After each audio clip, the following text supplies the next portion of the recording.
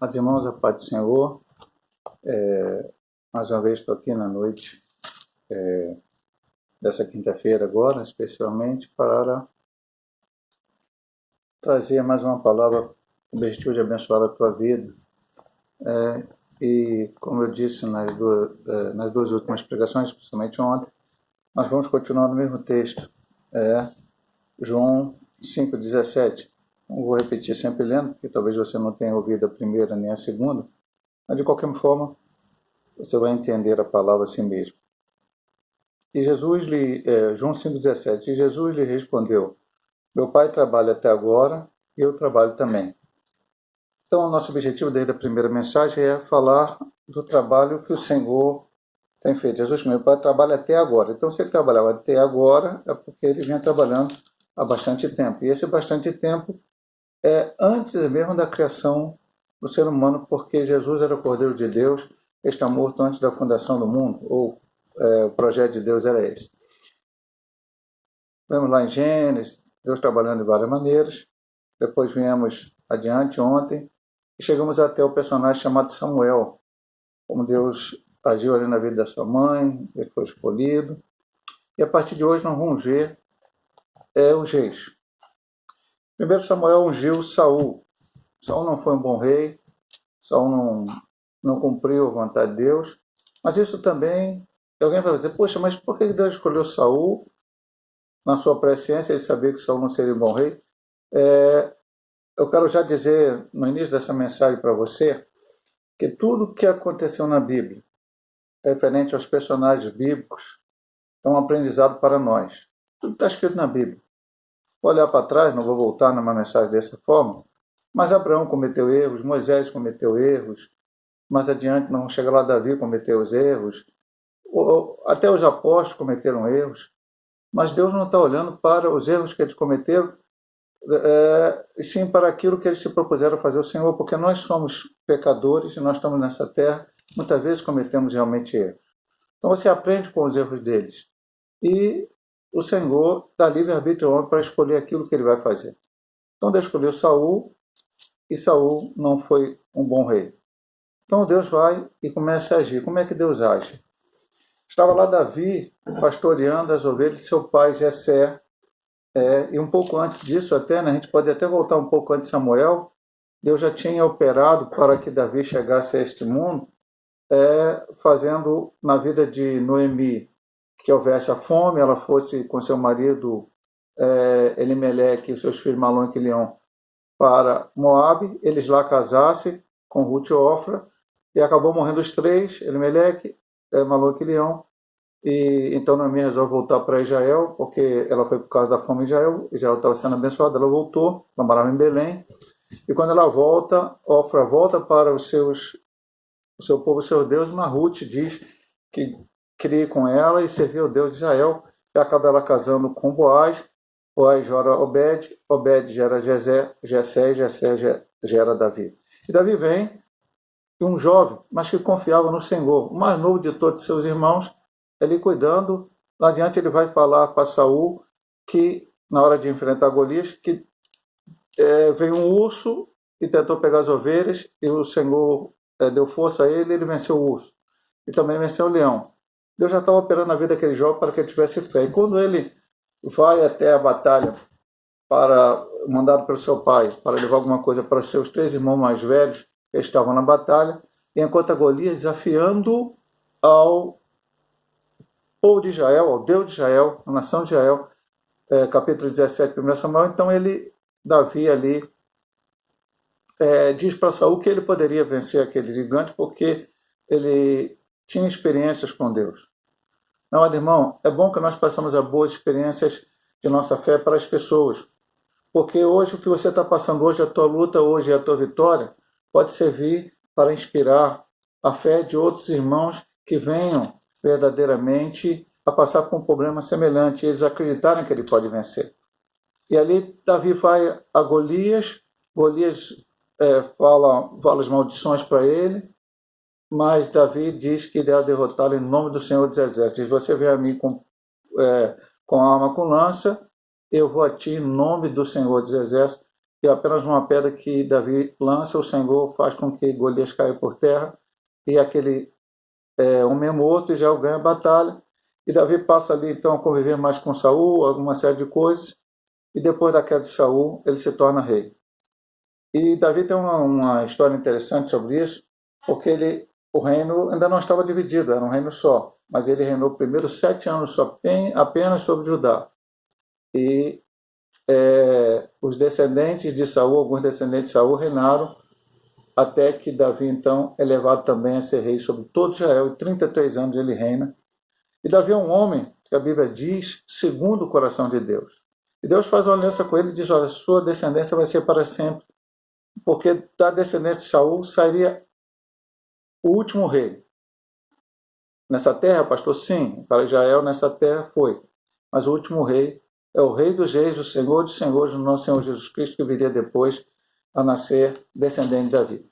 E Deus então usa Davi, ganha guerra, vence batalhas.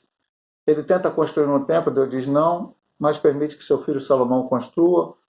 E aí começa a história de vários reis, que ali louvaram, glorificaram o Senhor, e Deus vai agir na vida de cada um deles de forma maravilhosa, tremenda. Você vai ler o livro de Reis, vai ler o livro de Samuel, vai ler o livro de Crônicas, você vai ver Deus operando ali na vida daqueles homens, dando vitórias. Mas, infelizmente, aquele povo se desviou da presença do Senhor. Primeiro houve um rompimento com Roboão, e ficou o Reino do Norte e o Reino do Sul. O Reino do Norte realmente se desviou totalmente, foi levado depois em cativeiro para a Síria, mas depois veio o Reino do Sul. Deus levantou homens excepcionais, profetas, Deus trabalhando. Eu quero dizer para você que Deus trabalha até hoje. É o que o texto diz. Deus trabalha até hoje. Então Deus levantou o profeta Elias. Que coisa tremenda. Fez o povo voltar à presença do Senhor, fazer o acordo, realmente consagrar sua vida a Deus. Levantou o profeta Eliseu. Levantou tantos outros nomes, mas aquele povo não ouviu a palavra de Deus. Então o Reino Norte foi para a Síria. Depois o Reino do Sul, embora tivesse reis muito bons como Ezequias e como Josias, mas acabou indo para a Babilônia. Pastor, mas Deus então permitiu que o povo fosse para o cativeiro? Como é que Deus já está agindo? Deus está agindo, meu amado irmão. Deus levantou os profetas, Jeremias, Ezequiel, para falarem para eles. Eles não ouviram, foram para o cativeiro, e foi um aprendizado para Israel. Foi um aprendizado para Israel estar ali longe de Jerusalém, longe do templo, longe de todas as coisas. Eles aprenderam a que não deviam mais idolatrar. Quando já volta do cativeiro, nós vamos comentar mais alguma coisa sobre o cativeiro, mas quando ele volta, depois de 70 anos, devido à profecia de Jeremias, ele volta e comete todos os outros tipos de pecado. Ele continua errando, até recusar o Messias, mas idolatria jamais. Eles lutaram para servir ao Deus único e verdadeiro, não como antes fizeram. Um ou outro poderia ser idólatra, mas na maioria absoluta não. Então eles ficaram ali no cativeiro. Deus levanta Daniel, e Deus trabalha ali através de Daniel, revelando a Daniel. O livro de Daniel, junto ao livro do Apocalipse, é um dos livros considerados mais escatológicos, porque traz, a partir do capítulo 7 em diante, para as revelações de Deus para coisas que aconteceram no futuro e coisas que ainda mesmo não aconteceram, que ainda irão acontecer, profetizando de uma forma ali o anticristo, os gênios mundiais que virão, enfim, todas essas coisas. Isso no capítulo 7, quando ele tem as visões. Mas antes, já nos sonhos de Nabucodonosor, e que ele revela a Nabucodonosor, no sonho da estátua, a cabeça de ouro, prata e tal, e a pedra que vem e destrói tudo, já havia ali a profecia do nosso Senhor Jesus Cristo, já havia a profecia de muitas coisas. E Daniel, então, passa aqueles anos no cativeiro, e até traspassa a Babilônia, fica na Medo Persa, e Deus agindo. E Deus agindo com milagres. Deus agiu com milagre na vida de Daniel, tirando ele da cova dos leões. Deus agiu com milagre na vida de Misael, Azarias e Ananias, na fornalha de fogo. Deus sempre agindo em prol daqueles homens. E aí, quando o cativeiro termina, Daniel ora até sobre isso, Deus levanta outros, porque, meu irmão, Deus sempre levanta homens para fazer a sua obra. Deus sempre chama homens para fazer a sua obra. E aí Deus chama um homem chamado Neemias. Era copeiro do rei Artaxerxes. E estava lá, e ele soube notícia que Israel estava sendo estava destruída, uma série de situações. Então ele ora, e depois ele vai à presença do rei, o rei vê ele triste, diz: o que você quer? Eu quero ir lá na minha terra. E depois ele acaba sendo nomeado para ser o governador pós-cativeiro. E recebe do rei cartas para poder ter madeira, ter coisa para organizar, uma série de coisas. E juntamente Esdras, Neemias, Esdras, Zorobabel, Josué, o sacerdote, os profetas Ageu e Zacarias fazem a reconstrução desse Israel, Deus agindo. E tudo isso já preparando para o momento que o Messias vinha. Jesus Cristo vir a esse mundo para poder fazer a obra que Deus havia planejado para ser feita através dele. Mas tudo tinha que estar preparado. Eu vou dizer uma coisa mais a ti. Deus não usou somente os homens de Deus, hebreus. Deus usou homens que não eram nem cristãos. A Bíblia chega a profetizar. Isaías profetiza sobre Ciro, que ia dar o decreto para Israel sair do cativeiro. 700 anos desse homem, antes desse homem estar vivo, nascer. Deus usou outros reis para poderem também ajudar Israel. No tempo de Neemias, quando alguns foram contrários, o rei mandou um decreto, foi lá, procurou nos livros e viu, e deu ordem para continuar. Se os inimigos tentaram evitar. Neemias reconstruiu o templo em 52 dias. Reconstruiu o muro. Esdras reconstruiu o templo.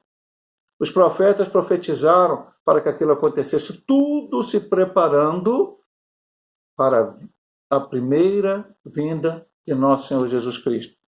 Meu pai trabalha até agora e eu trabalho também. No finalzinho dessa mensagem eu quero te lembrar, mais uma vez, como temos dito nas anteriores. Estamos vivendo um momento difícil, como todos esses homens viveram. Especialmente esses últimos, Neemias, Esdras e esses outros que citamos. É o momento do Covid-19. É o momento da doença, é o momento de achar, será que eu vou conseguir? Será que eu não vou conseguir? O que vai acontecer amanhã? Você imagina Neemias ali para reconstruir aquela cidade, reconstruir aquele muro, sem estrutura nenhuma, com Tobias, Sambalate e outros falando ao contrário. Tobias e Sambalate é como hoje os profetas da coisa ruim, que ficam falando todo dia que não vai dar certo, que as coisas não vão acontecer. Mas nós que somos servos de Deus, temos que acreditar que Deus está no controle, que Deus vai dar a vitória verdadeiramente, não só à igreja, aos seus servos, mas também a esse país. Porque nós estamos orando, a igreja de Cristo, toda a igreja de Cristo, todas as denominações, o povo de Deus está de joelho diante do Senhor, buscando a sua presença, orando, e Deus há de operar as suas maravilhas no nosso meio. Temos apenas que confiar. Aqueles homens tentaram desacreditar. E o que Neemias fez? Neemias orou: Senhor, tem misericórdia, essas palavras dele caem por terra, mas que verdadeiramente nós possamos confiar em Ti. Vamos confiar no Senhor, nesse momento difícil que estamos passando. É um momento difícil para toda a humanidade, todo o povo que está por aí. Mas nós cremos num Deus vivo e verdadeiro, num Deus que está à frente, num Deus que está pronto para nos abençoar. Que você possa ficar com essa palavra nessa noite, meu amado irmão, que Deus abençoe a tua vida. Eu vou fazer mais uma oração para a tua vida, para a nossa vida. Deus amado, Tu usaste todos esses homens, Seu Pai, que temos falado nessas pregações. O Senhor trabalhou por eles, através deles, para que esta palavra chegasse até nós, para que o Messias viesse. Todo o caminho foi preparado. E Cristo veio a esta terra para trazer a salvação, a paz, a tranquilidade. Senhor Deus, hoje não tememos a morte, não tememos o mal, não tememos a doença, porque o Senhor está conosco. A Tua promessa, o Senhor disse, estaria conosco todos os dias até a consumação do século. E nós temos certeza absoluta que o Senhor está conosco. Que o Teu povo possa confiar, possa crer, possa acreditar e possa continuar firme, olhando para o autor e consumador da nossa fé, seguindo nesta caminhada, até o dia em que o Senhor vier arrebatar a sua igreja. Nós estaremos para sempre contigo nos ares, Pai. Abençoa a tua igreja, abençoa o teu povo. Eu te peço, Senhor Deus, em nome de Jesus. Amém. Meu querido, que Deus possa te abençoar nesta noite e você possa continuar com a sua fé firme no Senhor Jesus. Amém.